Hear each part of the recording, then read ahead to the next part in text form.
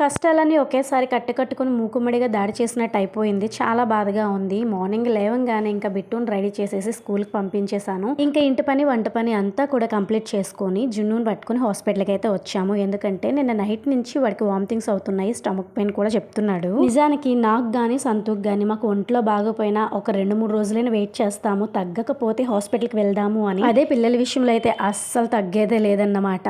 వెంటనే హాస్పిటల్కి తీసుకెళ్తాము. ఎందుకంటే చాలా మంది ఈవెన్ నా ఫ్రెండ్స్ కూడా చెప్పేది ఏంటంటే, ఇలా హాస్పిటల్కి ఎందుకు వెళ్ళడము, బిల్ వేస్ట్, ఇలా మెడికల్ షాప్లో సిరప్ ఇలా తీసుకుని వేస్తే సరిపోతుందని. అస్సలు అలా చేయకండి. నేను ఇచ్చే సజెషన్ ఏంటంటే, పిల్లలకి బాగోలేదు అంటే వెంటనే డాక్టర్ దగ్గరికి తీసుకెళ్లి ప్రిస్క్రైబ్ చేసింది మాత్రమే యూస్ చేయడం మంచిది. మన ఓన్ డెసిషన్స్ పిల్లల మీద అస్సలు రుద్దకూడదు. ఆ చిన్నోడు ఇంటి దగ్గర నొప్పి అనేటోడు హాస్పిటల్ అడుగు పెట్టంగానే నొప్పులన్నీ మాయమైపోయాయి అన్నమాట. నేను కూడా అప్పుడు అలాగే ఫీల్ అయ్యేదని. హాస్పిటల్ అడుగు పెట్టగానే ఉన్న ఫీవర్ తగ్గిపోయేది. మీరు ఎప్పుడైనా అలా ఫీల్ అయ్యారా? అయితే కామెంట్ చేయండి. ఫైనల్ గా డాక్టర్ గారికి చూపించుకుని ఇంటికైతే వచ్చేసాము.